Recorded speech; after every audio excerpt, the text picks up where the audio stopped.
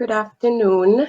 Thank you so much for joining in to hopefully what will be a very interactive session. We will be talking about the importance of sports psychology for young athletes, and what I hope to cover is how you can support your young athlete as a coach and also as a parent or a guardian. So before we get into it, allow me to introduce myself. My name is Kanyali Ilako. I am a sports and performance psychologist. My journey in the sporting fraternity has been for quite a number of years now. I started off as a swimmer. I used to swim for Kenya. I competed for about 12 years, and then after that, I went on to study psychology for my undergraduate, and then did a master's in sports and performance psychology. So I'm currently working with under Brain Freeze consultancies, and I have worked with very many sports people. Some of them include Nairobi International School. I have also worked with an Olympic swim team in Finland. I have worked with a regional football team in Greece. I have also worked with the ITF East Africa camp here in Kenya. I also headed the aquatic department at Roslyn Academy. And I have also worked with individuals and local teams and clubs. This is the overview of what we will be talking about today. So before I get into what sports psychology is, we will debunk some of the myths that I have heard before. Then we will also talk about psychological skills, what exactly they are and how they're used to enhance performance. Then we will get into the importance of young athletes or young people participating in sports. So we will talk about why do kids play and why do they quit. Then we will go into what is the importance of sports psychology for young athletes. And then now go into talking to you as a coach on how you can further enhance your performance of your athlete. And also as a parent and guardian, how can you continue to support your athletes? So some of the myths. So whenever I talk about being a sports and performance psychologist, it's still a very new concept. So not many people have quite understood it. So I get very many interesting questions, and some of them I will tackle today. And the first myth that I hear is sports and performance psychology is for people with mental disorders or for people who are mentally challenged. This is false. Sports psychology works on enhancing your performance as an athlete or coach or anybody in the sporting fraternity. The second myth I hear is that sports psychology offers an immediate solution to every problem or issue. Again, this is false. As with anything else, just the way you train your body is the exact and is the exact same way you should train your mind. So nothing will happen immediately. It has to be consistency and discipline. And then the other myth that I hear is that sports psychology is only for professional or active athletes. This is also false. Sports psychology works with athletes, exercisers, coaches, parents, and people who have been athletes before. Yes. So what exactly is sports psychology then? So the goal of sports psychology is to understand how psychological factors affect individuals' performance. And so basically this is understanding how participating in sport and exercise affects one's psychological development, health, and well-being. As I mentioned in the beginning, we will talk about performance enhancement. So what exactly? So this is what sports psychologists aim to do, to enhance your performance. And how we do this is through the use of psychological skills or mental skills training. And these are just basically tools for the mind. It's been found in a study that the consistent practice of mental or psychological skills not only enhances your performance, but it increases your enjoyment and contributes to achieving sports and physical activity self-satisfaction. So what exactly are these psychological tools? Some of them include goal setting. So we work with athletes and teams in setting their goals for the season. We help enhance self-talk. So that's making sure that we are eliminating negative self-talk and replacing it with positive self-talk. We also work with people on the imagery and visualization. So you are training your brain before you actually get into. So making sure that you're seeing yourself in the competitive field before you actually get into it. We also work with athletes that have lost motivation or coaches that have lost motivation. So just helping you enhance your motivation. We also, so sport is a very stressful environment for anybody in it. So relaxation techniques are also important to avoid burnout. And then finally, we help you also with your concentration and your focus and control. So now we are going to get into why kids participate in sports. There's a number of reasons that children participate in sports, and some of them include the fact that they enjoy it and that it's fun. They also participate in it because of the fitness element of it. They also participate because maybe their friend is part of the team or the sport that they are in. A lot of kids like the competition aspect of things, so that's why they're also in sports. And also they like to see themselves improving, so they train and then go for competition, then they're able to see the effect of hard work and training.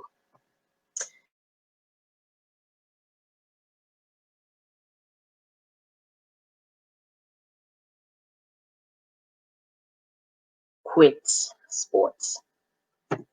Maybe it takes too much time, so they're not able to engage in other activities that they may enjoy. This is a big one that I hear a lot. The coach was negative or didn't particularly handle them in a proper manner. They maybe started to enjoy other activities more than the current sport that they're playing. Maybe the sport got too serious. They initially, when they joined it for fun, and then now the fun element is not there anymore. So again, yes, so linked to the previous one is that now the sport became boring. And also another big one is that sometimes kids quit because their parents emphasize on winning. So why is sport important for young athletes? It helps them improve their self-esteem. They're able to gain social and life skills from the sport that they participate in. It's a good way to teach discipline to children, and also drive and determination as well, and also consistency, because they're able to now also see that if I put in the work, I'm going to get the results. So it's a nice cycle. Sport has also been shown to improve general behavior. So children are not participating in risky activities, for example, maybe underage drinking or drug abuse. And finally, also studies have shown that taking part in sporting activity may aid in decreasing anxiety or depression in young individuals.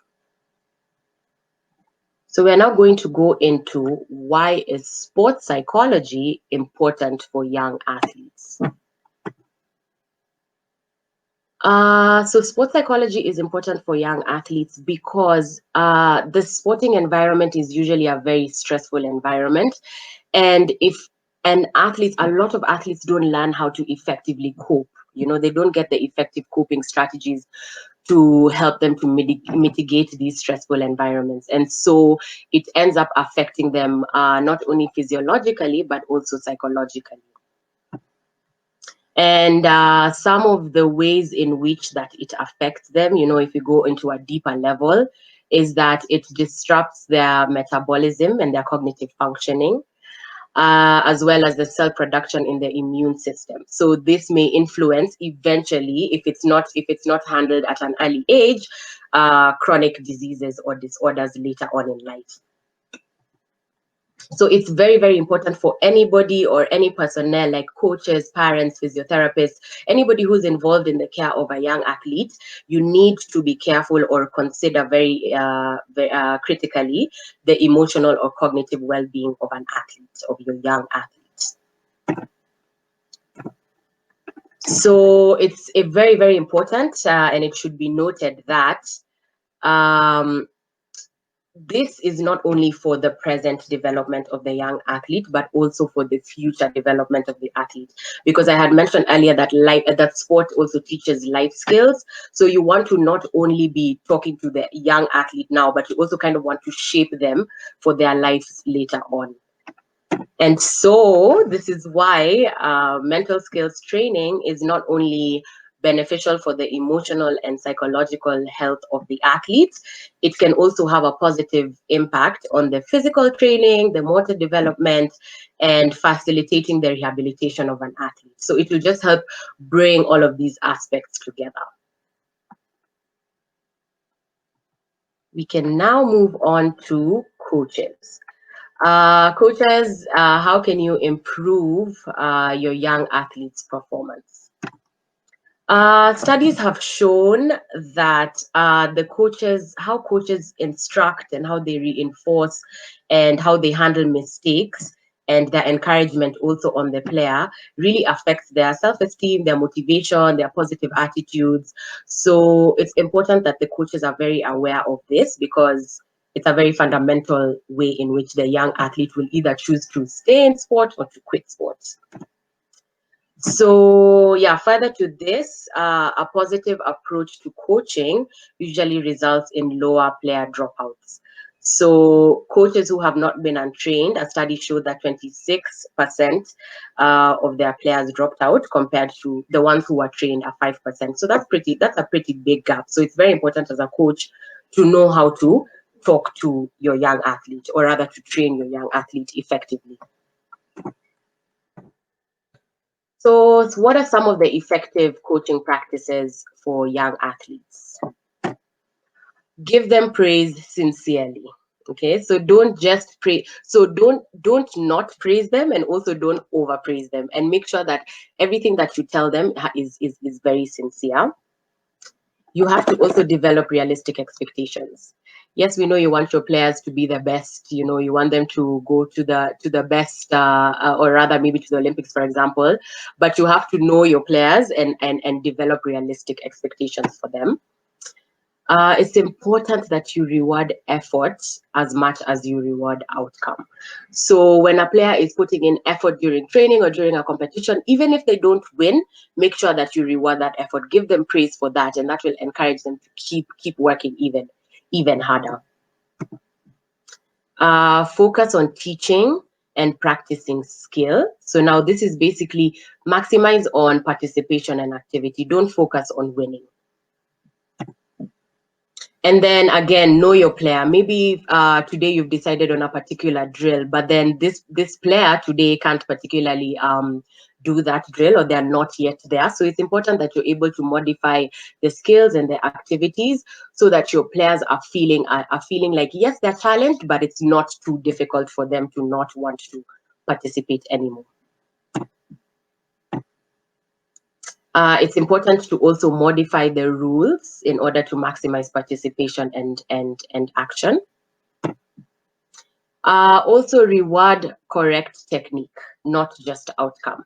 So if a player has been struggling with a particular technique, and on this one day they're actually like doing it well, make sure that they are aware of, or rather they know that you noticed it and you reward it.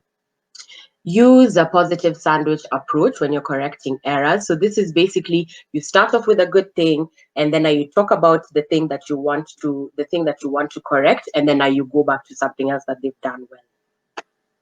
So that's the good, and then something you want to correct, and then something else that's good.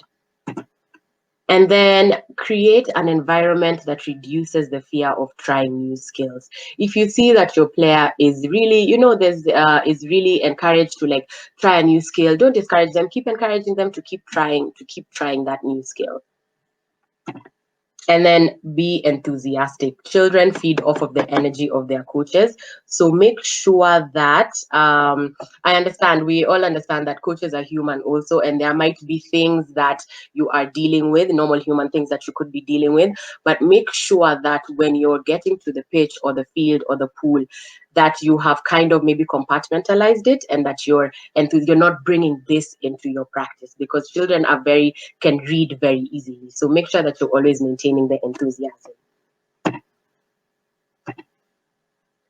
Also, another thing is that you should teach young athletes to view success as exceeding their own goals and not merely winning. Yes, winning is a good thing. We all like to win, but make sure that you're always also making sure that you're also teaching them to see their success as an improvement of a particular skill. It's important also to notice when you see that you have to be very, very aware of also your young athletes' moods.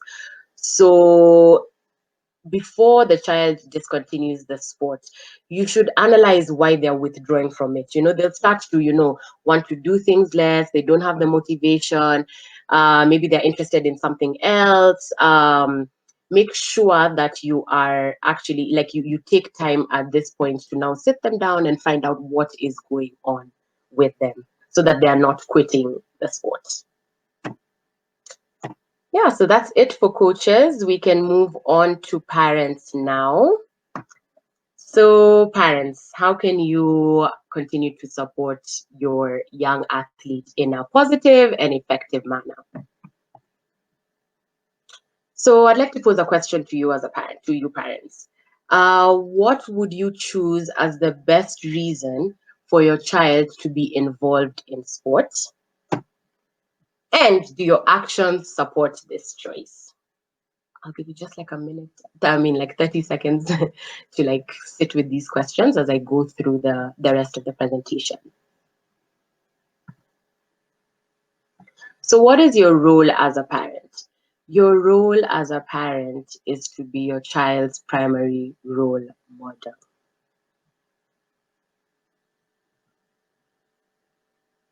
So your number one responsibility as a sports parent is to just provide a stable, loving, and supporting environment for your child. So you should make sure that their performance levels should not be a condition of love. So they should not feel like, I have had very many kids saying, or rather if they lose a game or a match, they go like, oh no, I've disappointed my parents, no, what's going to happen? And so make sure that their performance levels are not equated to how you love them or how you treat them. Whenever you enroll your child into a club or a sports team, make sure that you yourself believe in your club's values and vision. Make sure that also, just like I mentioned with the coaches, winning is not something that you are emphasizing for your child. And losing is also not such a bad thing. Have them see that there's bigger, better things towards winning or losing, like improving their technique or making that new friend or, releasing their stress. Make sure that you're teaching them goals in everything that they do. It's important that you understand the sport as a parent also, and ask your kids questions. This is actually a good way to maybe probably bond with your child. So just ask them, oh, what exactly does this mean in this sport, and what exactly does this mean? Show them the interest, show them that you're interested in them and in their sport. Further to this, help them understand the sport's goals and lessons. Also continue to teach them and enhance team loyalty. Make sure you know your responsibilities through that also. And also teach your child their responsibilities to the team. And finally, trust your child to the coach. Yeah, so we mentioned being in line with the club's visions and goals. And once you've done that, you've already put your child into this club. Make sure that you're trusting your child to the coach. Don't also come and be a second coach. And have fun. So I usually ask a couple of questions. So are you a pressure parent? So if you answer yes to more than four of these questions, then the answer is yes, you are a pressure parent. So again, I'll just go over these quickly. So is winning more important to you or to your child? Is your disappointment when your child loses obvious? Is it only you that can psych up your child? Is winning the only way your child enjoys their sport? Do you conduct postmortems after every competition and practice? Do you feel like you have to force your child to practice?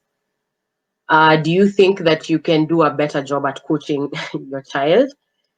And finally, do you dislike your children's opponents? Again, if you answered yes to four or more of these questions, then we need to realign. So it's important to be involved, be supportive, but not too involved. So what exactly does this mean?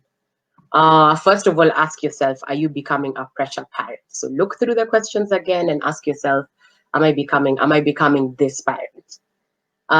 Remember which one of you is the athlete. Okay. Take an inventory of your activities. Start noticing, am I spending too much time on the team? Am I spending too much time, like making sure that everything, making sure that the child is winning and trying to analyze, have you now gotten has your child's sport become your life now? Also make sure that you're taking note of that. It's important to also have your own life. Leave the sport to your child, be supportive, but also have your own things going for you. Are you driving the coach crazy? A lot of coaches, actually, the number one complaint I usually hear from coaches is the parents are too nagging. The parents are here all the time. They want to also coach their child. So make sure that you're also aware of this particular behavior. And are you also hanging out a lot at the sport? It's nice to go watch your child train. It's nice to watch your child compete, but don't also lag around. Like again, this is in line with the previous comment of make sure that you also have your life going on.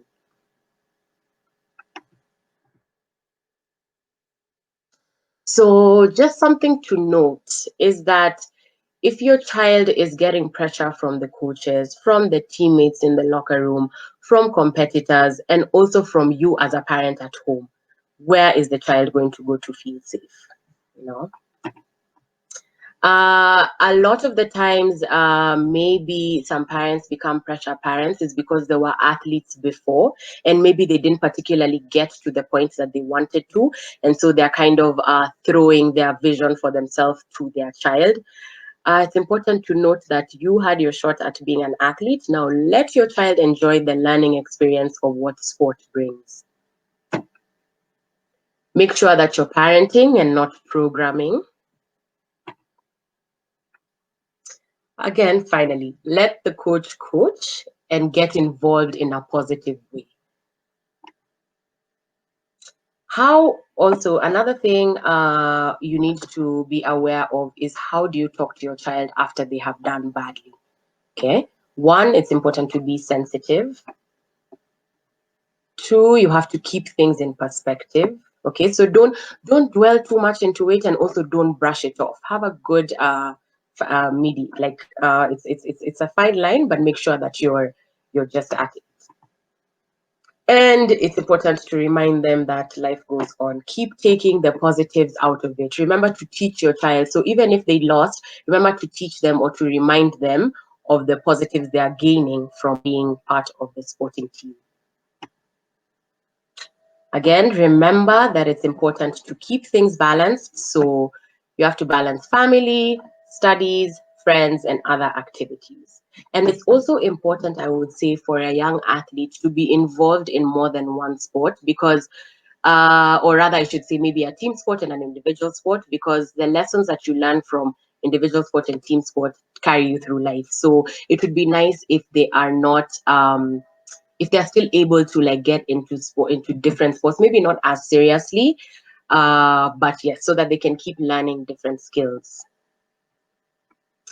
And then finally, try to remember that not every child is going to be an Olympian. In fact, your child's chance of making the Olympic team is slim. It's about 1 in 4,300. But the life lessons that you learn from sport usually outweigh any material rewards that they might receive. So keep going forward with this in mind. And thank you for your attention. And I am hoping that it's going to be interactive right now. So send in your questions, comments, yes, and I will answer them.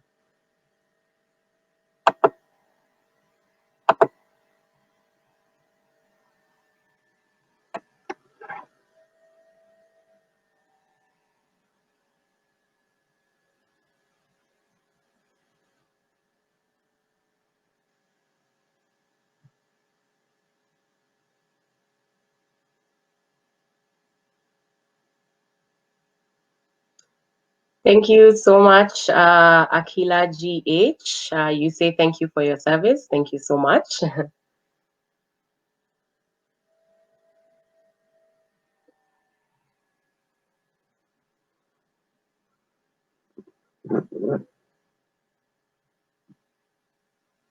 Carol Wanderi, thank you so much for your comment. You say that it was very informative and there were great takeaways. Thank you. Thank you as well.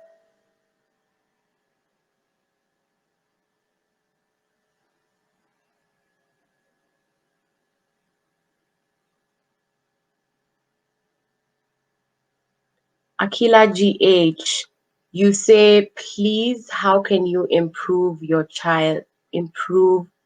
child performance? Do you maybe perhaps further elaborate what you mean? Like improve their performance in what way, for example?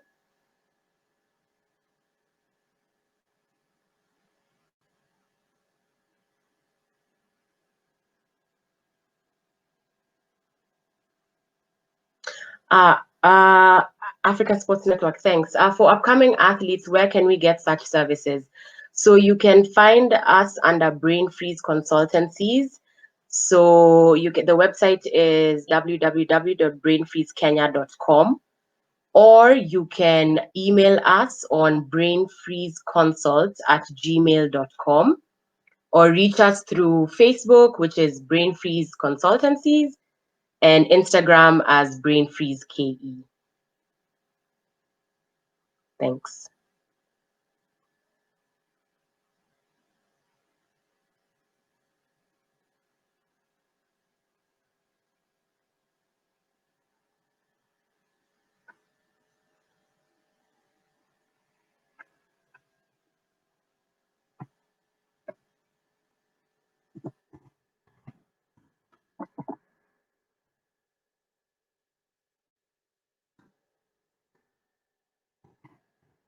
Okay, so I see that that is it for questions. We can wrap up. Thank you so much for everybody that has listened to or joined us for this particular presentation. Should you have any more questions on any other topics, or you have any other comments, please do so or reach us. You can contact us on the particular slide. Yes.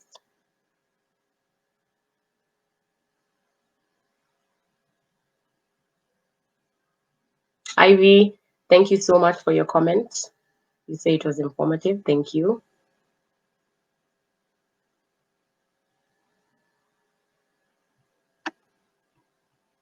Okay. So thank you, everybody. I will put up the slide on how to contact us, which is just here. So if you have any questions or comments, like I said, please don't hesitate to reach us through these particular forums.